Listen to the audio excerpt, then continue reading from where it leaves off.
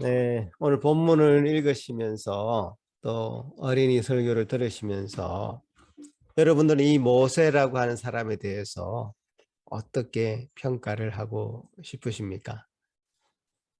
하나님께서 모세를 보내서 이스라엘 백성들을 애굽에서 구해내라고 하시면서 그를 그냥 보내는 것이 아니라 내가 너와 함께 하겠다. 걱정하지 말아라. 두려워하지 말아라. 이 말로 격려해 주셨고요. 말만이 아니라 지팡이를 뱀으로 바꾸시기도 하고 다시 뱀을 지팡이로 바꾸시는 이적도 보여주시고 손이 나병이 생겼다가 또 낫게도 했다가 하는 그런 이적도 보여주십니다. 실제로 내가 너와 함께 하겠다는 것을 보여주는 그런 퍼포먼스를 하나님이 하시면서까지 모세를 격려해 주신 거죠. 그런데 모세는 나는 원래 말을 못합니다 라고 이제 거절하죠. 이 말을 듣고 하나님 이제 모세에게 말씀을 하시는데 이 전체 문맥을 보면 맥락을 보면요. 하나님 화를 좀 꾹꾹 누르시면서 그 말을 이어가는 것 같습니다. 누가 그 입을 만들었냐? 내가 만들었다. 걱정하지 말아라. 이제 화를 꾹꾹 누르시면서 말씀하시는데도 모세는 보낼 만한 자를 보내소서 할 때에 하나님은 드디어 화를 내십니다. 너를 바라십니다. 왜 이렇게 말이 많냐? 좀 맞아야 정신 차리겠냐? 물론 이렇게 말씀하진 않았지만 성경의 이 행간을 읽어보면 하나님께서는 그렇게 말씀하셨을 것 같이 화를 내십니다. 이 정도 되면 여러분 어떻습니까? 여러분이 만약 하나님이라면 모세를 보내고 싶습니까? 그래, 그럼 그냥 놔둬라. 그렇게 하기 싫다는데 내가 나를 억지로 그렇게 사용하고 싶지 않다 라고 말씀을 하실 것 같습니다. 저라면 그렇게 할 것 같습니다. 그런데 하나님은 그렇게 주저하고 두려워하고 거절하는 모세를 계속 설득하십니다. 이 부분에서 이런 생각 드시지 않습니까? 그렇게 싫다고 버틴기는 모세를 끝까지 설득해서 보내는 하나님의 마음은 무엇이며 또 모세는 왜 그렇게 주저하고 두려워하면서 이 하나님의 보내심을 받아들이지 않는 걸까? 이 부분에 대해서 한번 오늘 이 두 가지죠. 하나님의 마음은 무엇이며 또 모세의 마음은 무엇인지 이 두 가지에 대해서 한번 말씀드리려고 합니다. 첫째는 하나님의 마음입니다. 하나님께서는요, 이 모세와 같이 두려워하고 주저하는 자들을 사용하셔서 이 세상을 구원하시기를 원하십니다. 가만히 보니까 모세뿐만 아니라 구약에서 하나님의 명령을 받아서 보냄을 받은 자들이 다 이렇게 주저하고 망설이고 그 일을 감당하기를 두려워했습니다. 모세의 뒤를 이어서 이스라엘 백성을 이끄는 여호수아도 그랬고요. 사사시대의 기드온도 그랬고요. 선지자 요나는 어떻습니까? 하나님 명령대로 니느웨로 가기 싫어서 다른 방향으로 배를 타고 도망가 버리기까지 합니다. 끝이 보니까 모세만이 아닌 거죠. 하나님의 이 사명을 감당하는 것은 누구에게나 두려운 것입니다. 제가 23년 전에 목사가 될 때였습니다. 많은 분들이 축하하러 오셨습니다. 근데 저는 그날이 그렇게 기쁘지 않았습니다. 제 마음에는 정말 큰일 났다. 내가 이제 목사가 되는 건가? 그 부담감에 진땀을 흘렸던 기억이 있습니다. 이처럼 부담감으로 쩔어 있는 그 사람들에게 왜 사명을 부여하는가? 이런 장면과 적절하게 매칭되는 신약의 본문이 있다면 바로 마태복음 10장 16절인 것 같습니다. 마태복음 10장 16절 같이 한번 읽어볼까요? 마태복음 10장 16절.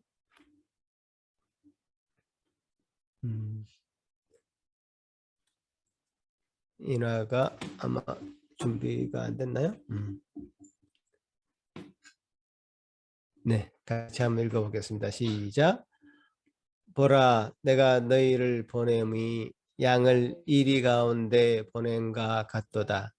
그러므로 너희는 뱀같이 지혜롭고 비둘기같이 순결하라. 자, 예수님이 제자들을 보내면서 하신 말씀인데 양을 이리 가운데 보낸 것 같다 이렇게 말씀하시죠. 양을 이리 가운데 보내면 어떻게 될까요?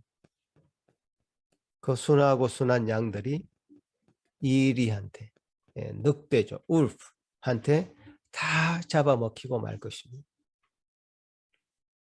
그래도 보내는 하나님의 심정은 어떤 것인가? 그래도 보내는 예수님의 마음은 어떤 것인가? 거친 파도가 칠 것이 분명한데 그래서 죽을 수도 있는데 뗏목을 타고 태평양을 항해하라고 하는 것과 같다는 것입니다. 하나님이 우리 아버지시고 우리를 보호하시는 분, 우리를 지켜주시는 분이라고 하시는데 무슨 아버지가 이렇게 말씀하실 분이 계십니까? 우리 하나님은 그런 하나님이십니다. 그분이 우리 아버지십니다. 바로 이와 똑같은 원리로 하나님은 당신의 아들 예수 그리스도를 이 땅에 보내셨습니다. 요한복음 20장 21절에 보면 요한복음 20장 21절에 보면 아버지께서 나를 보내신 것 같이 나도 너희를 보내노라. 예수 그리스도도 아버지의 보내심을 받았고 또 예수 그리스도도 우리를 그렇게 보낸다 이렇게 말씀하시는 겁니다. 어떤 아버지가 아들을 십자가에 달려서 죽으라고 보냅니까? 그런데 우리 하나님은 그렇다니까요. 그것을 하는 그 원인이 있습니다. 하나님의 성품 가운데 이 세상을 사랑하셔서 이 세상을 구원하시는 사랑의 하나님이시기 때문에 그렇게 하신다는 겁니다. 그 유명한 구절 요한복음 3장 16절 다 같이 한번 읽어볼까요? 요한복음 3장 16절 시작.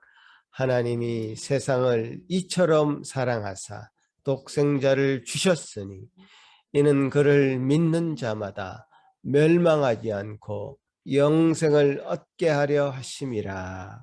하나님은 사랑의 하나님이시죠.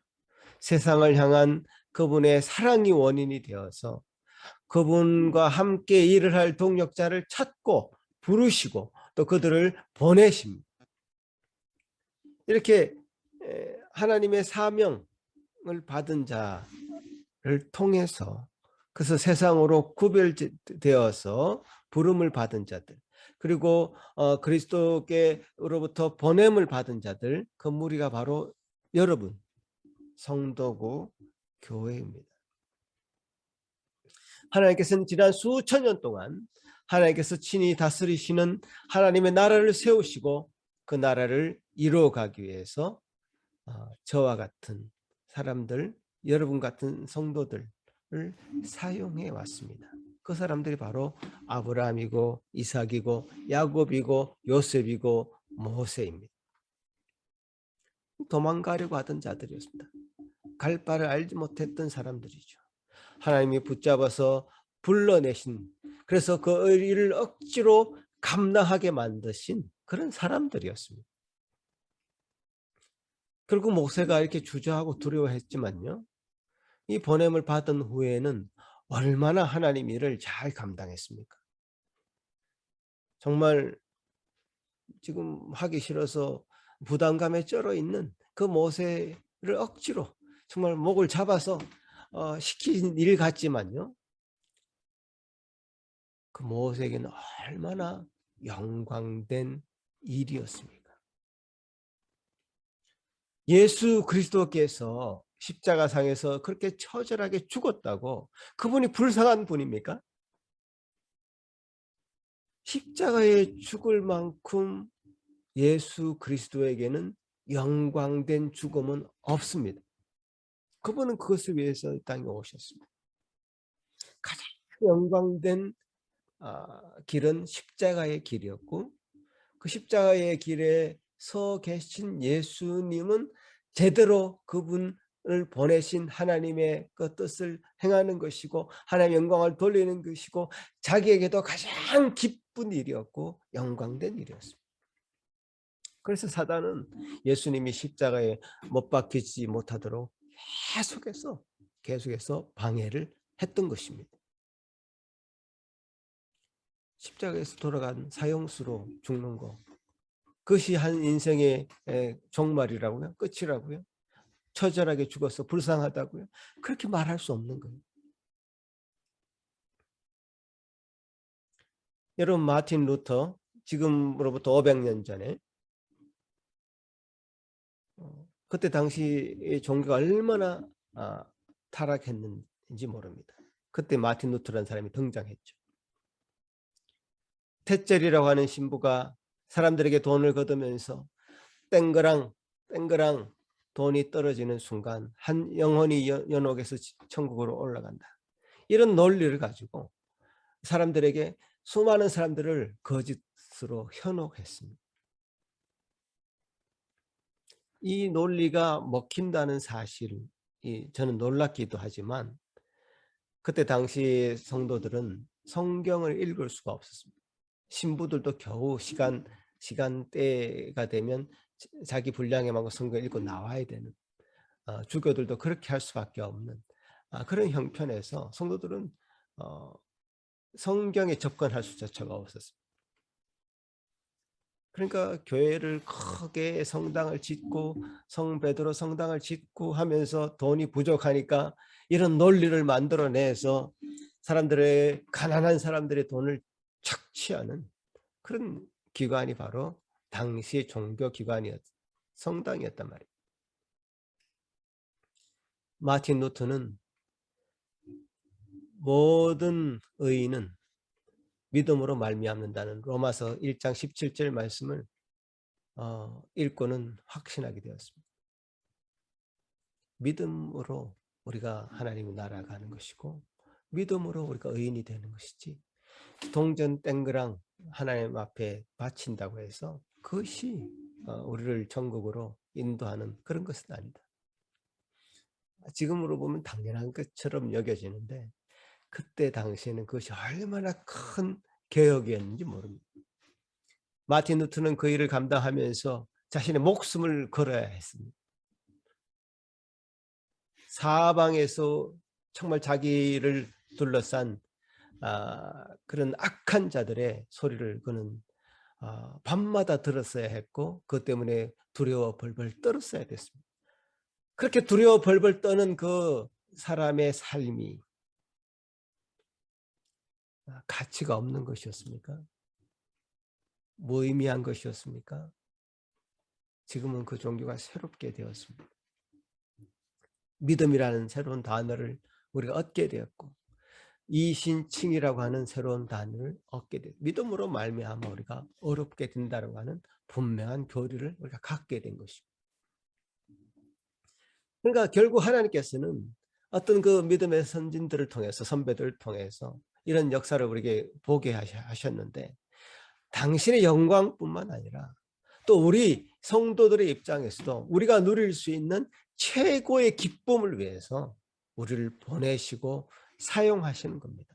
결코 우리의 단물을 쪽쪽 빨아먹는 그런 하나님이 아니시라 하나님께서는 우리를 최고의 기쁨으로 우리를 인도하시고 풍성한 삶으로 인도하시고 최고 영광된 것으로 보게 하시고 그 자리에 가게 하시도록 하기 위해서 우리를 사용하시고 보내신 겁니다. 나를 지으시니가 하나님이시고요. 나를 만드시니가 하나님이신데 그 만드신 분의 목적을 위해서 살아가는 것이 우리 인생의 최대의 기쁨이자 만족인 것이 분명합니다. 다른 것으로는 우리가 만족을 얻을 수가 없습니다. 여러분 어디서 기쁨을 얻습니까? 하나님이 허락해 주지 않으면서 기쁨을 얻을 수 있는 방법은 마약밖에 없습니다. 그것은 우리 몸을 점점 망가뜨리고 우리 영혼을 망가뜨리는 그런 작용을 하면서 쾌락이라는 것을 얻죠. 그렇게는 우리가 살 수 없는 겁니다. 하나님이 우리의 기쁨이 되고 하나님으로만 만족하는 그런 저와 여러분이 되기를 소망하는 것입니다. 하나님이 허락해 주시는 것만으로 기뻐하는 여러분이 되시기를 간절히 바라는 것입니다. 모세를 억지로 이렇게 하나님의 사명을 감당하도록 부르시는 것이 하나님의 성품, 즉 이 세상을 구원하시려고 하는 하나님의 사랑의 그 근거가 있다는 것을 말씀드렸습니다. 이 세상뿐만 아니라 부름을 받고 보냄을 받는 모든 성도들에게도 그것이 가장 깊은 하나님의 사랑의 표현인 것입니다. 자, 이런 하나님의 성품으로 하나님은 그렇게 거절하고 두려워하고 주저하고 하는 그 모세를 향해서 화를 내시면서까지 계속 설득하시면서 보내시는 그 이유가 되는 것입니다.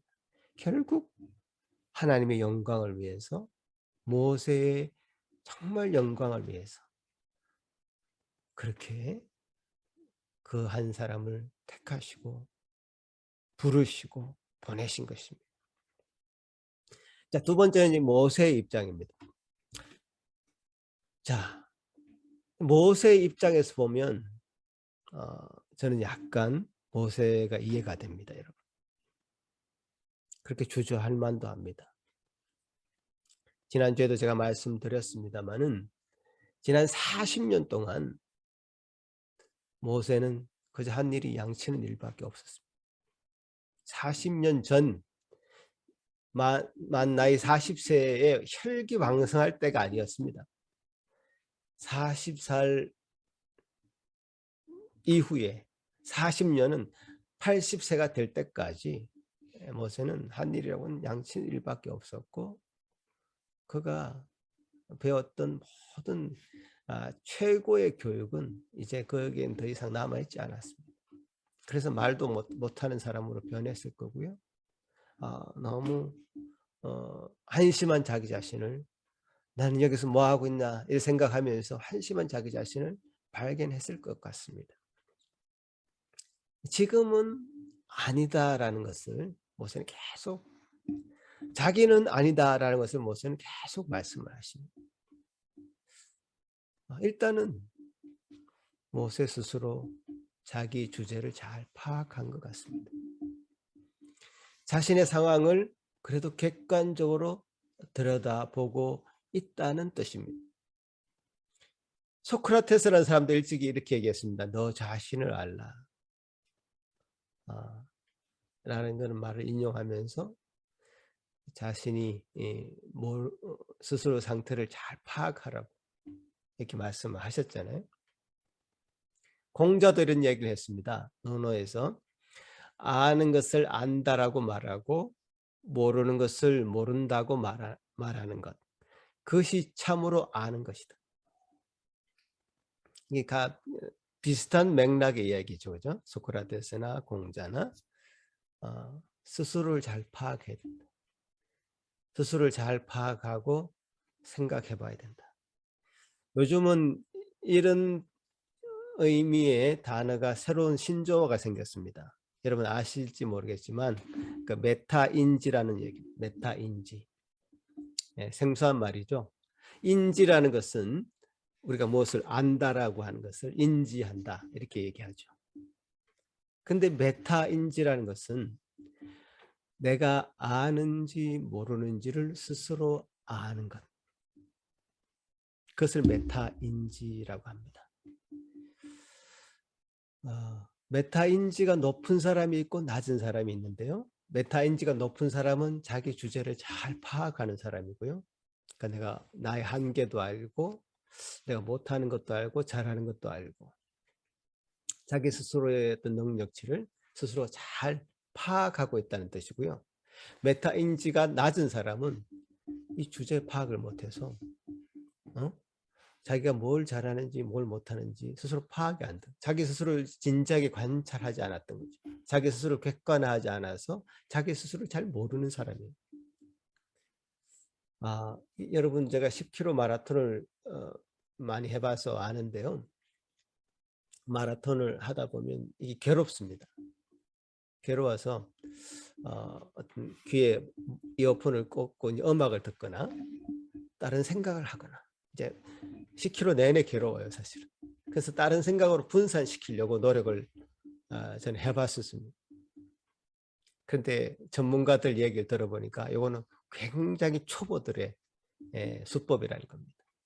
최정상의 이 마라토너들은요, 무서울 정도로 자기에게 집중을 한다는 겁니다. 그 자기의 상태를 정확하게 파악하려고 노력한다는 거죠. 나의 호흡은 어떠며, 그죠? 나의 근육의 상태는 어떠며, 내가 지금 이 정도 스피드로 가면 얼마 정도 안에 몇 시간 안에 도달할 수 있을 것인지 정확하게 파악하기 위해서 무서울 정도로 자기 자신을 객관화해서 분석한다는 겁니다. 그 자기를 객관화할 수 있는 능력이 바로 이 메타인지라고 하는데 정상급의 사람들은 마라토너들은 그걸 잘 할 수 있는 사람들이다. 메타인지가 부족한 사람들, 즉 주제 파악이 안 되는 사람들이 우리 주변에 많이 있습니다. 최근에 제가 아는 어떤 축구팀에서 일어난 일입니다.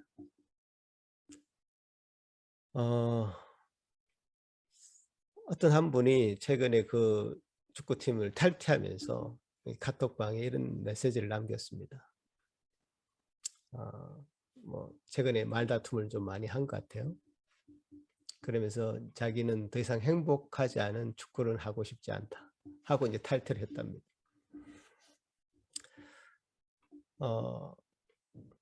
메타인지가 부족한 분 같았어요. 왜냐하면 그 행복을 깬 주범은 바로 자신이었거든요. 제일 불평이 많았고 말이 많았던 사람은 그 사람인데, 그래서 그 공동체의 그 어떤 하나됨을 깬 사람이 그 사람인데 스스로 다른 사람에게 탓을 돌리고 나가버리는 것이죠. 그러니까 본인은 스스로를 잘 모른다는 거예요. 객관화할 수 있는 능력이 떨어지는 겁니다. 문제가 심각해지는 거죠.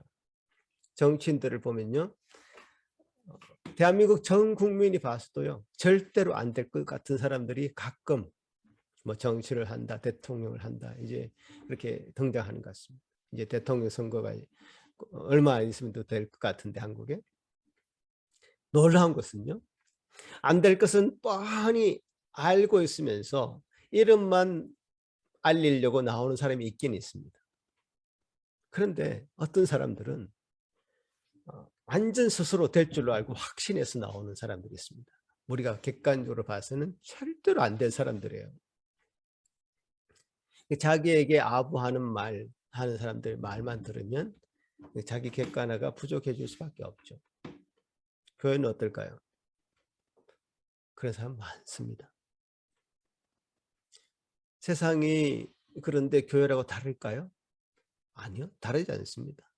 우리도 아직 완성을 향해서 나아가고 있는 단계이기 때문에 세상과 결코 다르지 않습니다.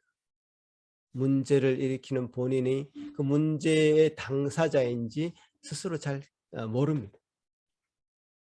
메타인지가 부족한 것이죠. 주제 파악이 안 되는 것이고 자기 스스로를 모른다는 것이죠. 모세는 스스로가 못한다고 합니다. 안 하겠다고 합니다. 자기가 나서지 않겠다고 합니다. 그런데요, 자기가 나서 하겠다고 하는 것보다 훨씬 좋아 보입니다. 왜냐하면 스스로를 잘 파악하는 것처럼 보이니까. 거절하고 주저하는 것이 저는 어느 정도 이해가 되었습니다. 그런데요, 중요한 것은 그 다음이죠. 못하겠다고 하는 것은 잘 알겠는데 그게 너무 지나치면 안 되죠. 어떤 상황이 지나친 상황입니까? 모세의 진심이 그렇다 할지라도요, 하나님이 시키시면 이제 순종할 수 있어야 됩니다. 하나님이 화를 내시는 데까지 간 것은 너무 지나친 것입니다. 여러분.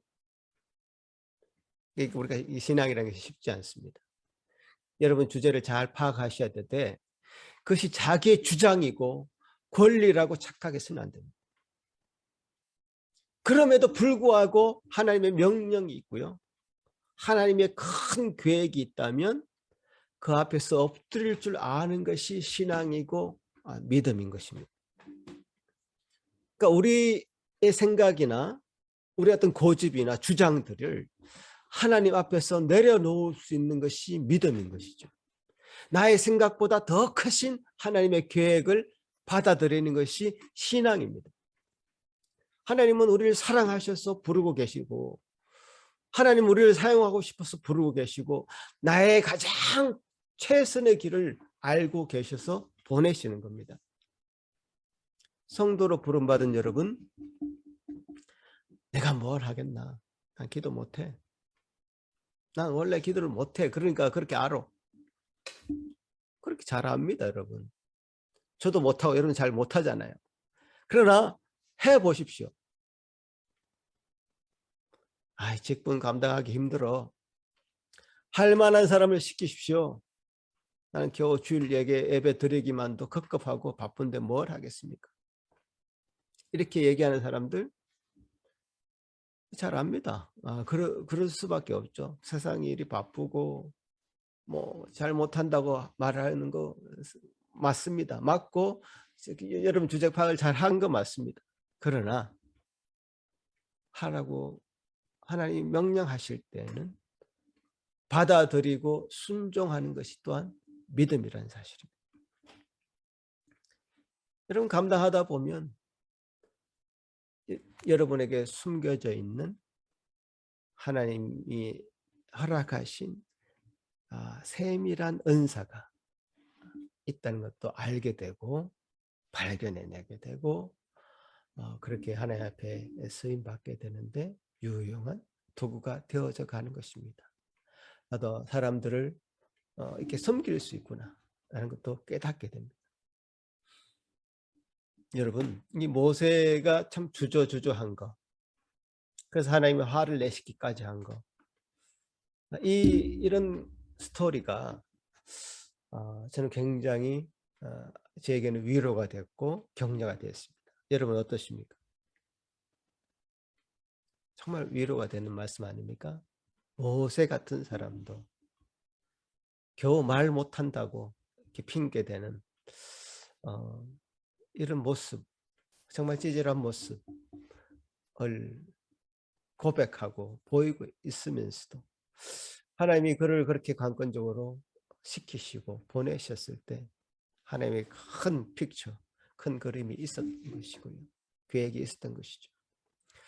저는 그렇게 하나님 앞에 우리 모두가 쓰임받을 수 있을 것이다. 그렇게 믿는 것이고요. 지금 이 시간 믿음으로 이 말씀을 수납하고 받아들이는 자에게 더 큰 은혜가 있을 것입니다. 여러분 모두가 하나님 앞에서 스스로를 잘 파악하는 사람들이 될 뿐더러 하나님의 부르심과 보내심에 순종할 수 있는 여러분이 되시기를 간절히 바라는 것입니다. 기도하시겠습니다.